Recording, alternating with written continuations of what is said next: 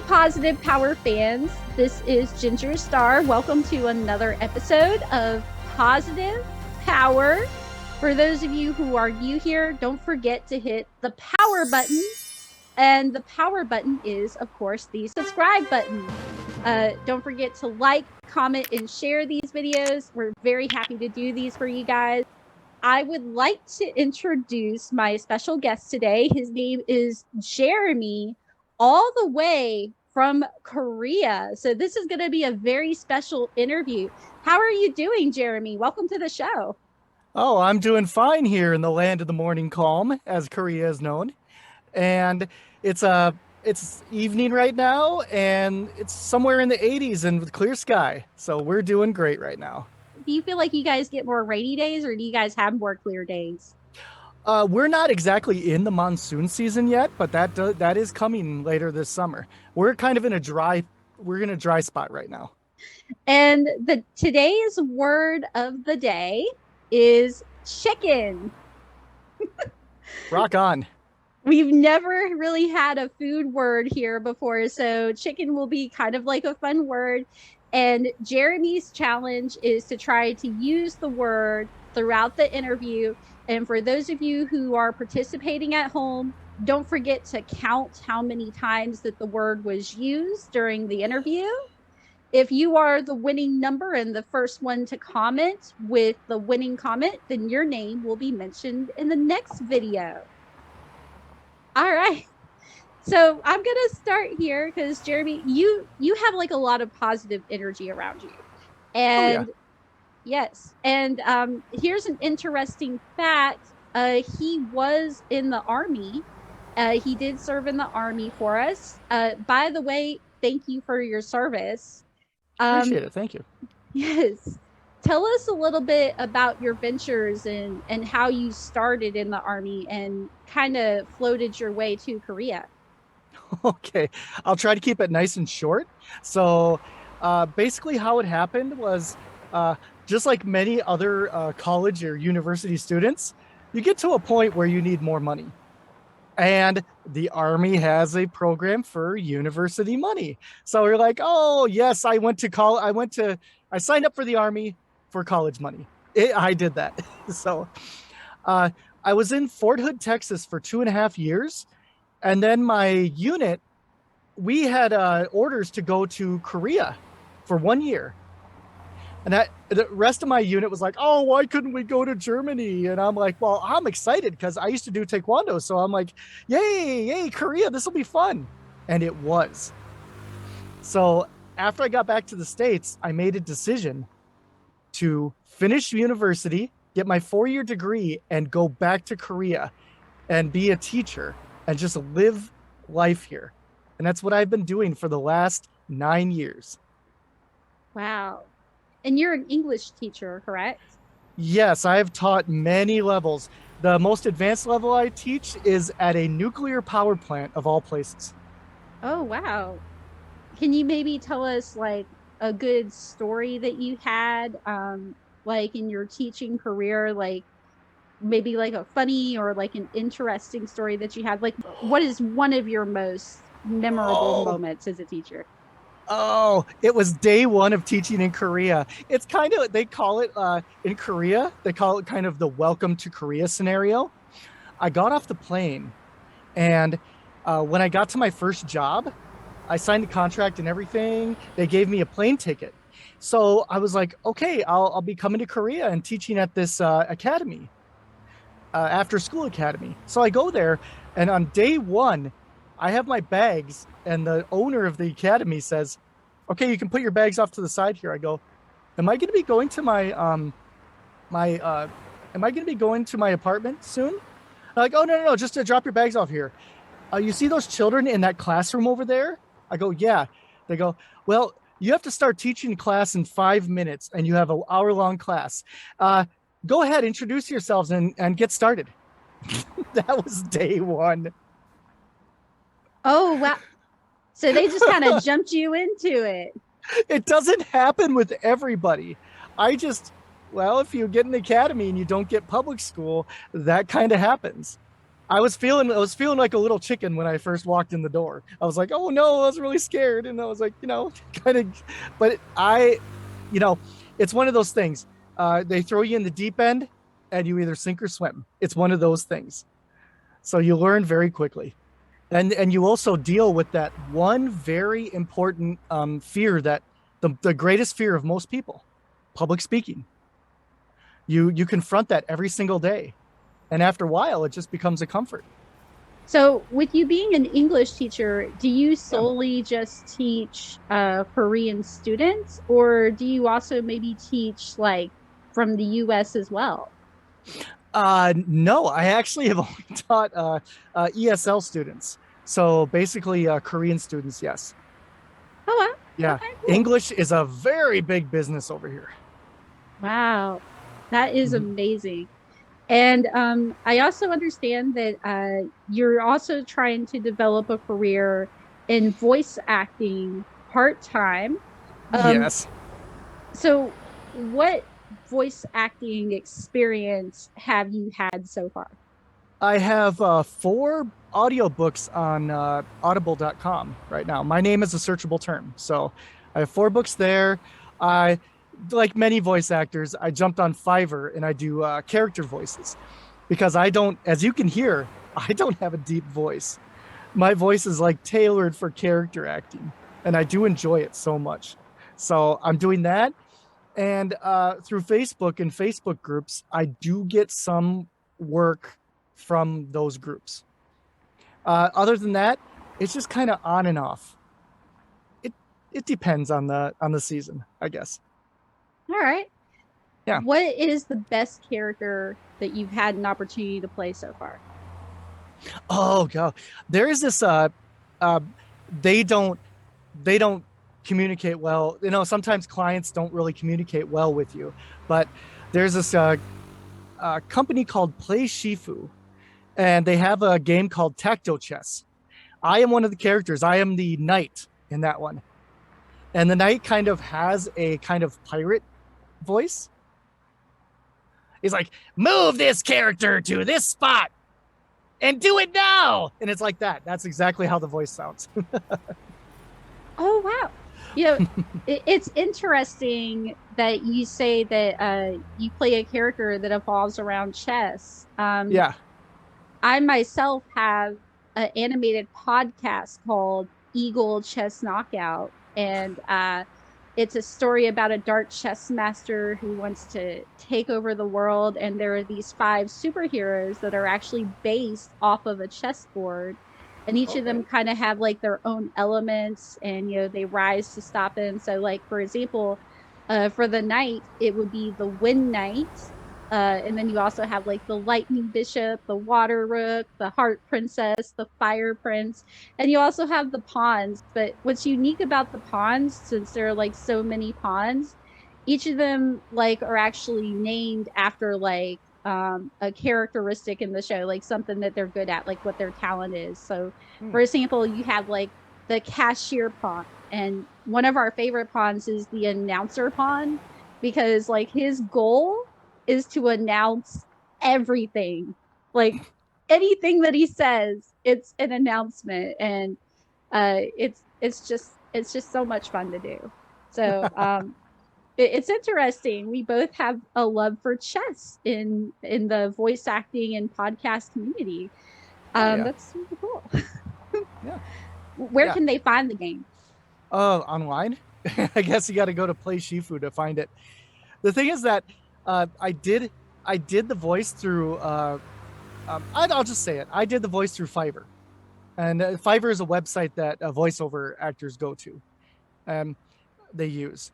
So they contacted me through Fiverr. I did the voice for them, but I never got any like real play testing video of my voice in the characters. So I kept asking them, but they never got back to me. So sometimes clients are that way.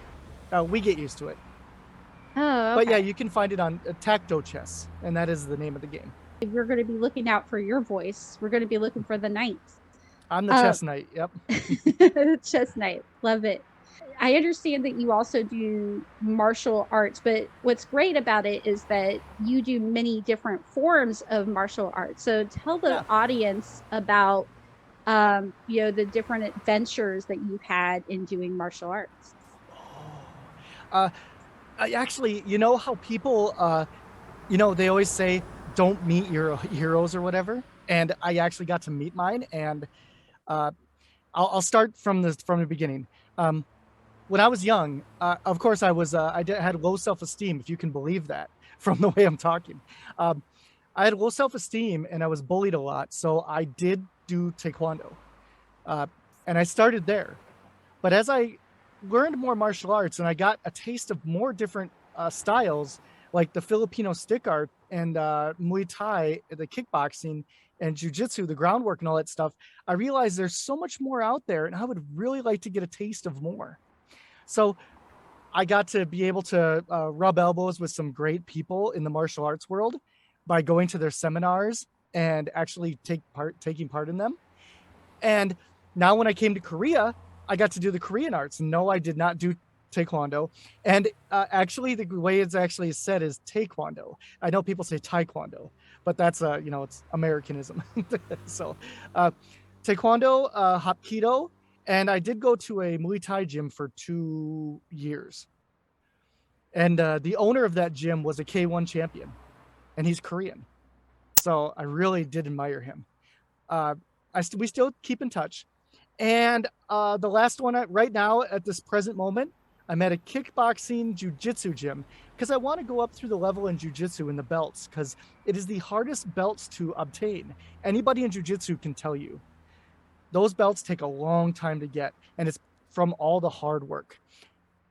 But my story, my hero, his name is Dan Inosanto. Everybody knows the name Bruce Lee, correct? Yeah. You know Bruce Lee. Everybody knows Bruce Lee. It was his best friend and training partner, Dan Inosanto, who continued the art when Bruce passed away. So Dan continued Bruce's teachings, and anybody who's in the martial arts world knows Dan. So Dan Inosanto. If you look that name up, you'll find a lot about him. He's almost 90 years old. I think he is 90 years old now. He's still doing seminars all over the world. So he's one of the guys, and I got to meet him, and I got him. He signed my book, and he looks at me. He's like, "I meet a lot of people," and he goes, "I know you're unique, just like everybody else. Keep training. You'll do great things." He's a great guy, very approachable. So that's my story. Oh, you wrote a book? No, no, I had a book that somebody wrote on him, his autobiography, and I got him to sign it. He pretty much everybody's like, oh, my idol is Tom Hanks, or over here in Korea, people are like BTS, and I'm like, Dan Inosanto is my hero. So I got to meet him. Awesome. So I also understand that you started a Discord group and you Mm-hmm. are a Dungeon and Dragon master. A Um, DM. yes, tell us a little bit about your experience and how you started the group. Oh, actually, the group was started by someone else who is a fellow voiceover artist and English teacher. But he moved back to the States, so we continued our group. And we all just kind of, it's not that I started the Discord, we all agreed to start that Discord group together. It was because of the pandemic, because, everybody had to be online now. So we were like, okay, we'll do a Discord group. So we got together and we just started doing Marvel Superheroes, which is another game that you can play as a tabletop game. So then we were doing Dungeons and Dragons 5th edition, and I was like, well, we don't have a dungeon master. I go, you know what? I would have loved to try. And they're like, yeah, sure, sure. So my friends encouraged me, and I started my own sandbox campaign. So it is really fun. And my advice to any voice actor out there, everybody talks about going and doing improv groups. Dungeons and Dragons is the best improv group out there. So don't be chicken. Go ahead and try it. Get yourself out there. All right. Join a group. I know we're a bunch of nerds, but being weird is part of what voice acting is all about. So that's my advice to everyone. So for Yeah. those of you who are aspiring voice actresses, take that to heart. Yeah. Another thing is that, voice actors were all about theater of the mind, right? That's what they say in the improv groups. And what that does is it conditions your theater of the mind and allows you to step out of your own mind and really become the character. So it helps you read scripts a whole lot easier when you're doing voice acting. So that's another piece of advice. But yeah, I'm done on that one. Okay, I'm good. That's okay. And one thing that I personally have been looking forward to is this chicken story that you want to tell. Mm. So please tell us the Oh, it's chicken oh, it's story. not just a story. I am gonna praise Korea at how its chicken restaurant and chicken culture is so much superior to America. Here's what I mean. Here's what I mean. Um, Korea has taken America's chicken recipes and totally like expanded on it. Like chicken restaurants are one of the major things in Korea. People order from them. We go to them. Friends meet there. Groups go there. They have chicken restaurant tour groups of people who come from different countries to tour chicken restaurants just specifically. So it is a huge business over here in Korea. So Oh, I recommend come to Korea and go to a chicken restaurant. They're everywhere. It's just amazing. yeah. And I hear that you personally know one of the best tour guides in the business. I do, and that person is my wife. She is what is referred to as a premium tour guide in Korea. It's a certificate that you get for working your way up in levels of the tour guide associations. If you want a personalized tour, my wife's English is like just talking like you and me. She is a very personable person when it comes to a tour guide towards coming to Korea, doing a tour, and what you want to do. It sounds like she would be really great at it, especially since she knows the Oh, culture. she'll take care of you. No problem. She's really Yes. good. She takes care of me too. She's an amazing cook. Korean food, very healthy. So yeah, we're doing good. I don't know if you're allowed to give out like any secrets in the food or whatever, but I'm just kind of curious. Like, what do No, there you is no feel there is like? there are no secrets. Okay, bring it. All right, yeah. So, what do you feel like personally? Like, what's the biggest difference like in the taste of Korean food compared to the food in the States? What's the biggest difference? Oh, that one's simple. That is very simple. Uh, there's something that we do in America. It's called reverse culture shock here in Korea. Because I've lived here so long in Korea, when I go back to America, I have reverse culture shock. And the number one is how salty American food is. It's amazing. We eat food here in Korea, and then I go back to the States, and I'm like, oh, there's so much salt in everything. Reverse culture shock. It happens. So very interesting. So, the key is the salt. We should put less salt in our food. Oh That's the yeah, key. less salt. The one thing that I did not eat a lot of when I was living I'm from originally from Minnesota. Hmm. So the one thing that we didn't eat a lot was garlic. We have lots of garlic in our food here in Korea, and Hmm. it's actually good for you. And Yes. my whole diet ever since I moved here has completely changed. It's like it's been overhauled. Really? Oh yeah. Like we eat most of our meals, we have at least some level of rice in the meal. And don't get me started with Korean barbecue restaurants. You have them in the States, but those restaurants are amazing. You want to get your vegetables, that's a great way to get it. Yeah, I know, like, I think I read an article like a few months back about McDonald's and like in some of their cultural differences, Oh yeah, yeah, like yeah. rather than serving French fries like we do in the States, like they'll serve rice instead of do they do that there in Korea too? No, no, Koreans love the French fries. So no, we do that. There is something like there's a different they have shrimp burgers over here.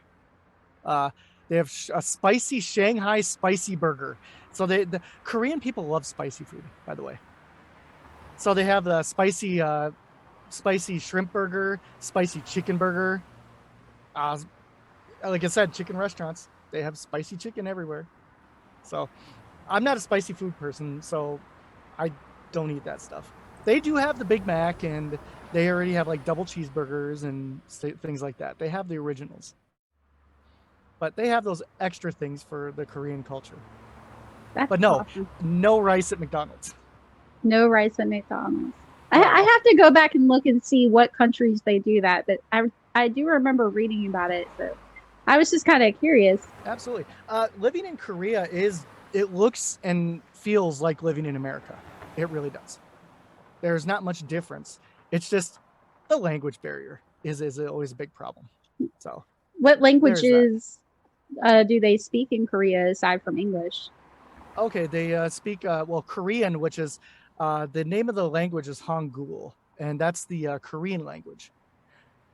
And if you've ever heard, I always mention, I always throw out BTS because they're the very most popular Korean boy band group, K-pop, right? So, yeah, you'll hear the K-pop music, and the K-pop music has like their language in it, as well as that and a mixture of English. Um, Korea, just like America, it's like a melting pot.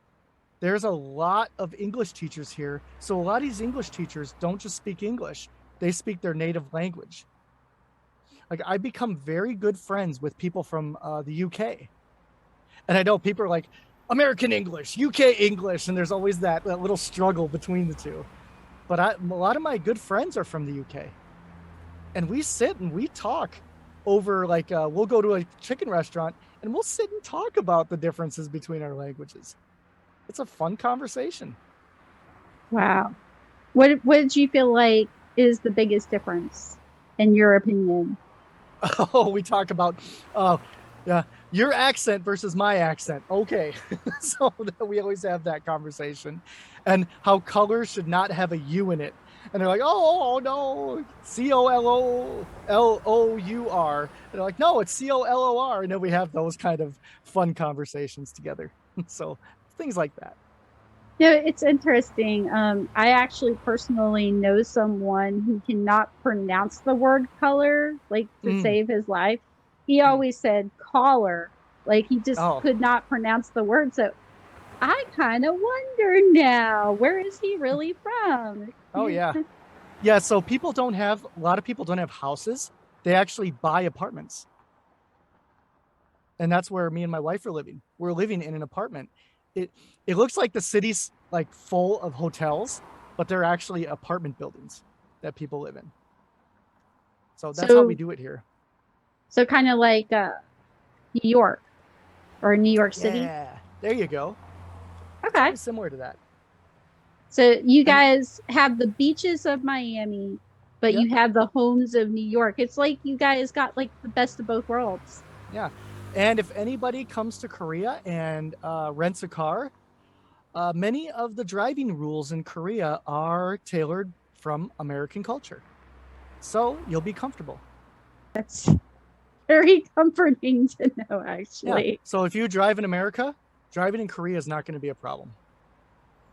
Awesome. And for my fans who are listening, um, do you personally have like any websites or any like social media platforms that you would like to share? So if people wanted to reach out to you or like follow you, Oh where can we yeah. find you? Oh, okay, okay. Um, I use my same name, and it's usually a Jeremy Olivier VO. Okay. My last name is Olivier. I say Olivier. It is Olivier, like the French actor, Sir Laurence Olivier. Same last name, but I say Olivier because it's the Dutch. I'm mostly Dutch, so the Dutch say Olivier. But Jeremy Olivier VO at Gmail, at Instagram, at Facebook, and at Twitter. So I have all of those covered. And my catchphrase for Instagram is it's okay to be weird. I am too, and embrace the strange, everybody. There's my tagline. I like that. That's a good tagline. All right. Well, thank you so much, Jeremy, for being on the show today. And, Oh, I feel like I learned a lot. This was very educational. So you're definitely perfect for what you do full time.